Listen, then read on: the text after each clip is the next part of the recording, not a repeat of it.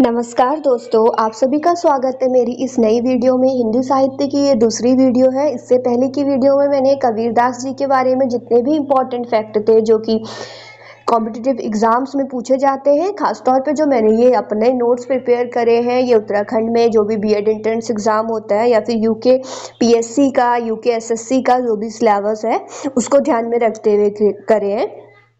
तो आज के उसमें हम लोग देखेंगे सूरदास जी के बारे में। पहले देखते हैं कि सूरदास जी को और किन किन उपनामों से जाना जाता था।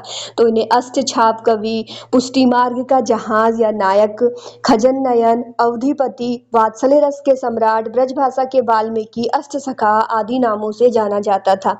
इनका जो जन्म हुआ था वो 1483 या फिर 1478। अलग अलग बुक्स में अलग अलग फैक्ट आपको देखने को मिलेंगे इनके नेम से रिलेटेड। आपको जो पता हो एक्यूरेट अगर, तो आप कमेंट कर सकते हैं। इनके जो पिताजी का नाम था वो रामदास था। इनकी मृत्यु 1563 ईस्वी में पारसौली में हुई थी।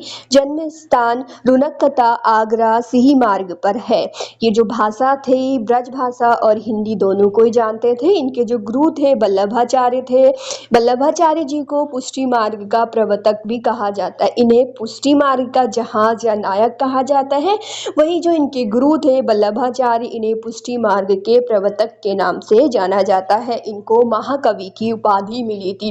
क्वेश्चन किस तरह से बनते हैं, आप लोग को 4 ऑप्शन दे दिए जाएंगे और उसमें से बोला जाएगा कि कौन से ऐसे कवि थे जिन्हें महाकवि की उपाधि मिली थी। तो राइट आंसर सूरदास जी हो जाएगा। इसी पैटर्न पे आप लोग को क्वेश्चन देखने को मिलेंगे। चलिए और फैक्ट जानते हैं इनके बारे में। प्रमुख रचनाएं कौन कौन सी हैं इनकी, ये देखते हैं। नोट करने वाली बात यहाँ पे ये है कि वो ही रचनाएं ऐड की गई हैं जो कि एग्जाम्स में पूछी जा रही थी बार बार। मैंने प्रीवियस ईयर को देखते हुए अपने नोट्स तैयार करे थे। तो रचनाएं भी इस पैटर्न में लिखी हैं कि मुझे जल्दी याद हो जाए। जैसे कि मैंने लिखा है सुरसागर, सुरसरावली, साहित्य लहरी, नल दमयंती, व्यालो, उधव तुम हो अति बड़भागी। मैं इतने जल्दी और एक्यूरेसी के संग इसलिए भी बोल पा रही हूँ क्योंकि मैंने इसे बार बार रिपीट किया है और इस एक पैटर्न पे जैसे कोई पोयम पढ़ ले हो इस तरह से याद रखा है। अगला है भ्रमण गीत, 10 मस्कंद टीका, और अगला है नाग नीला, भागवत, गोवर्धन नीला, सुर पच्चीसी, प्राण प्यारी। ये सारी इनकी रचनाएं हैं। और भी कोई इम्पोर्टेंट रचनाएं जो कि आप लोगों ने अपने नोट्स में ऐड की हो या आप लोग को पता हो तो आप लोग कमेंट बॉक्स पे कमेंट कर सकते हैं। और वीडियो अच्छी लग रही हो तो शेयर करिए ज़्यादा से ज़्यादा लोगों को। और ऐसे बच्चे जो कि अभी अभी नोट्स बना रहे हैं या फिर अभी अभी तैयारी स्टार्ट कर रहे हैं या फिर उत्तराखंड में जो अभी बीएड एंट्रेंस एग्जाम होने वाला है उसको क्लियर करने की सोच रहे हैं, तो वो लोग उन लोगों के लिए हेल्पफुल हो सके। चलिए और आगे इनके बारे में फैक्ट देखते हैं। यहाँ पर एक फैक्ट ये भी है कि कवि श्याम सुंदर दास जी कहते हैं कि वे जन्मांध नहीं थे, यानी जन्म से ही अंधे नहीं थे। अदर इम्पॉर्टेंट फैक्ट कुछ इस तरह से है कि कवि सूरदास जी को वात्सल्य रस का सम्राट माना जाता है। उन्होंने अपनी रचनाओं में ब्रज भाषा का प्रयोग किया है। कृष्ण भक्ति काव्य के प्रतिनिधि थे।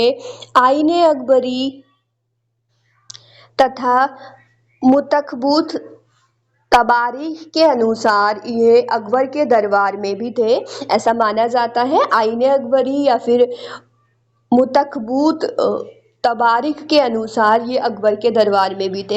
ये दोनों क्या हैं, बुक्स हैं। इनमें लिखा हुआ होगा ऐसा कि ये अकबर के दरबार में थे। बाकी आगे देखते हैं। ये जो हमारे अष्टछाप कवियों में से एक थे। अब यहाँ से ना बार बार बीएड एंट्रेंस एग्जाम क्वेश्चन उठाता है उत्तराखंड वाला कि कौन से ऐसे कवि हैं जो अष्टछाप कवियों में शामिल नहीं थे, या फिर कौन से ऐसे कवि हैं जो इनके वल्लभाचार्य के शिष्य नहीं थे।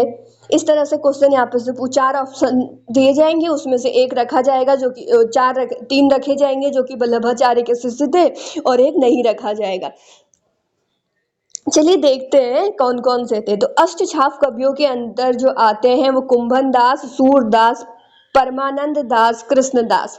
ये सारे जिनके भी पीछे दास दास दास लगा है ना, मैंने ऐसे लर्न किया, तो ये वल्लभाचार्य के शिष्य थे। जो वल्लभाचार्य थे वो वैष्णव मत पुष्टि मार्ग की व्याख्या की थी इन्होंने। अगले जो है विठलनाथ के जो शिष्य थे, विठलनाथचार्य जो थे, इनके शिष्य के अंदर गोस्वामी तुलसीदास जी, नंददास, छीत स्वामी और चतुर्भुज दास ये सारे आते हैं। तो सूरदास जी किसके अंदर आते हैं? वल्लभाचार्य के शिष्य के अंदर आते हैं। अब हम देखेंगे आगे कि ऐसे कौन कौन से इंपॉर्टेंट क्वेश्चंस हैं। जैसा कि आपको पता है हम लोग अपनी वीडियो में पीवाईक्यू कवर करते हैं। अब चलिए देखते हैं इस टॉपिक से किस तरह के प्रीवियस ईयर क्वेश्चंस पूछे गए हैं। चलिए क्वेश्चन देखते हैं। आज का पहला क्वेश्चन है कि सूरदास जी को किस रस का सम्राट कहा जाता था। ये हमने अपने फैक्ट में भी कवर किया था कि इन्हें वात्सल्य रस का सम्राट कहा जाता है। सूरदास जी वात्सल्य रस के सम्राट माने जाते हैं। इन्होंने श्रृंगार तथा शांत रसों का भी अत्यंत मर्म स्पर्शी वर्णन अपनी रचनाओं में किया है। चलिए नेक्स्ट क्वेश्चन देखते हैं। अगला क्वेश्चन कुछ इस तरह से पूछा जाता है, सूरदास जी के गुरु कौन थे? तो रामानंद, रामदास, वल्लभाचार्य, विठलनाथ, इस तरह से क्वेश्चन पूछा जाएगा। सही ऑप्शन है वल्लभाचार्य इनके गुरु थे। अगला क्वेश्चन कि सुर सागर के रचयिता कौन थे? विद्यापति, जयदेव, तुलसीदास या सूरदास? तो ऑप्शन सही सूरदास है। सुरसागर हो या फिर सुर सरावली हो, साहित्य लहरी हो, सभी की रचना किसने की है? सूरदास जी ने की है। अगला और आज का आखिरी क्वेश्चन है कि निम्नलिखित में से कौन से अष्टछाप का कवि है? निम्नलिखित में से कौन ऐसे हैं जो अष्टछाप के कवि हैं? मीराबाई, रसखान, सूरदास, विद्यापति। तो ऑप्शन बी जो इसमें है सूरदास जी, ये अष्टछाप के कवि में शामिल है।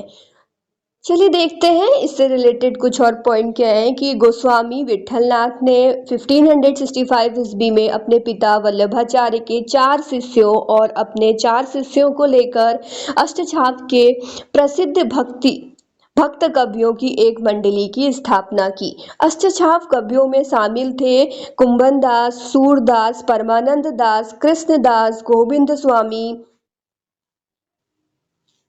नंददास, छीत स्वामी, चतुर्भुज दास। ये सभी जो थे 8 कवियों का समूह है जो कि उस टाइम पे बनाया गया था। तो वही है, इससे भी क्वेश्चन बार बार पूछने को आते हैं आपके बीएड एंट्रेंस एग्जाम में।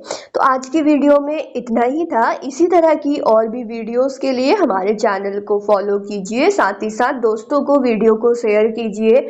देखिए 5 से 6 मिनट की वीडियो में आपका पूरा एक टॉपिक कवर हो जा रहा है, पूरे के पूरे जो नोट्स हैं वो प्रिपेयर हो जा रहे हैं। ये तो बहुत अच्छी बात है, आप लोग को इधर उधर से कंटेंट ढूंढना नहीं पड़ रहा है। चलिए आज इतना ही रखते हैं, फिर मिलते हैं अगली वीडियो में। Thank you.